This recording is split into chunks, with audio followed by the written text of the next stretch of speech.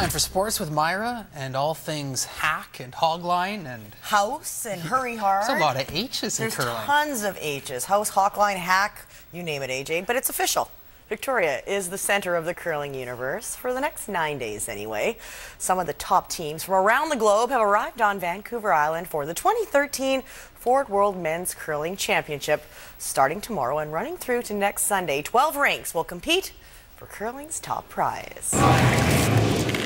And all teams got the chance to test the frozen waters for the first time this afternoon. There's our Canadian team, the Brad Jacobs rink from Sault Ste. Marie, Ontario, making their world curling debut on home soil. Young Skip has cousins Ryan and EJ Harden up front. And then the vice, or the third, right there. Ryan Fry is no relation, but he does have ice water running through his veins. The 34-year-old is the elder statesman on this team and brings the most experience to the game. It's not anything specific that I brought. It's just we have four guys that gel, and we made a very good team, and everyone took over their positions. You know, with EJ and Ryan having to move down positions, and everyone accepted it, and you know, we're a very tight team. So I think that's more. It was just a missing piece to what their team already had. Yes, 34 elder statesmen. There is a big youth movement taking place at this World Championships and a new attitude. The Finnish team has a new look, none more noticeable than their second. Yes, he's the one with the dreadlocks, also sports a pair of earrings and a tongue piercing. Now, he doesn't quite fit the old curling mold, does he? Until he tells you his name. Jäämies. Means Iceman in Finnish. Really? Yeah, it means Iceman. That's awesome. Are you the Iceman? To some extent, yeah. I gotta say, you don't look like a curler. Yeah, we're a rare species, us with dreads, but actually there's one more player in Finland who has the same hair. So you're a flash and dash kind of guy? I guess you could say that, yeah. What about on the ice? On ice, I'm mostly pissed. Really? Yeah. Why? If I'm throwing bad or if someone else is throwing bad, yeah. And when you're out there, are you there to win? Of course we are. We're not here to be tourists or anything. Yeah, why would you come to Victoria to be a tourist? The 9-day curling craze gets started tomorrow. 11:30, we kick things off with the opening ceremonies. Canada's first game goes at 2 p.m. against China. And then on Sunday, they will face David Murdoch from Scotland. Hockey now, great crowd at Bear Mountain Arena, hoping that the Royals can pull even in their series with the Kamloops Blazers. And those Royals would have to rely on the likes of Jamie Crooks and Logan Nelson to fill the void offensively left by Brandon McGee. He was out with an injury. 4 minutes into the game, Logan Nelson and Jamie Crooks. How you like that? 1-0 Royals. Royals get on the power play 6 minutes later. Stephen Hodges to Logan Nelson. No Gogolev, no McGee. No problem. 2-0 for the home team. Dying seconds of the period, though. The Loops get one back. Cale Casey all alone to stuff home the rebound. 2-1 in the first. Casey tied it in the second before the Royals tapped into more of that secondary scoring. Tyler Soy with the shot. Brandon Fushimi with the rebound. Soy Fushimi. What a delicious combination. Royals.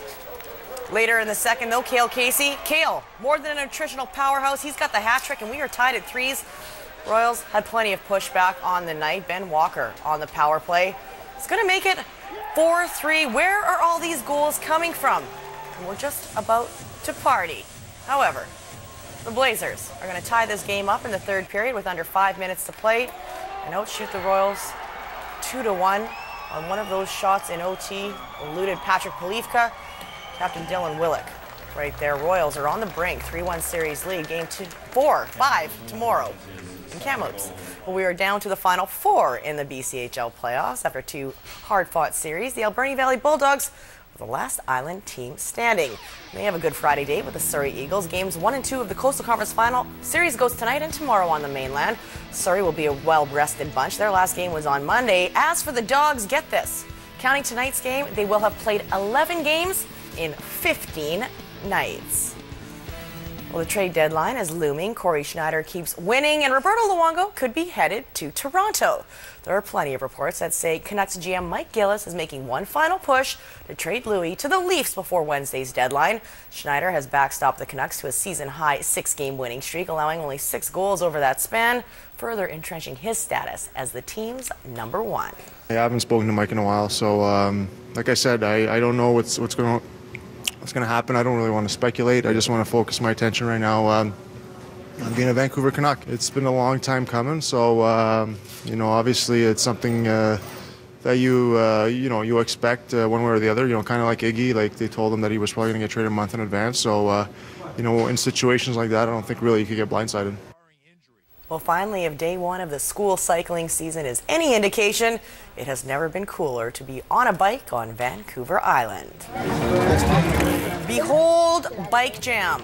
Cycling of every sort was on display around Wanda Fuca Rec as the kickoff event for the school cycling season for Districts 61, 62, and 63.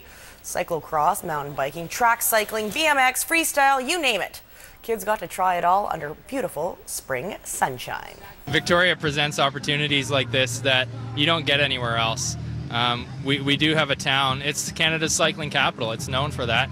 And so we're really keen on getting our youth exposed to as much of that as possible and giving them the opportunities to achieve some pretty amazing things. There's some unbelievable riders in Victoria. There's some local semi-pros here, and the kids are throwing down better than I've seen anything in years. All the kids are absolutely ecstatic about this airbag. They've never seen anything like this before, and they're just excited to throw their meat, do whatever they can in this airbag, and try and learn new tricks. The next cycling event on the calendar is the Skills Jam. That takes place April 10th at Heartland Landfill. Excited about the old curling there, AJ? I'm more of a Brier guy. I'm on that. I'm part of the, you know, the teams from Europe. I'd rather watch the Stoutons and the Martins. And all right, we're being told to wrap this up. So my curling opinions don't matter. We're done here. We're done. Thanks, Mara. You're welcome.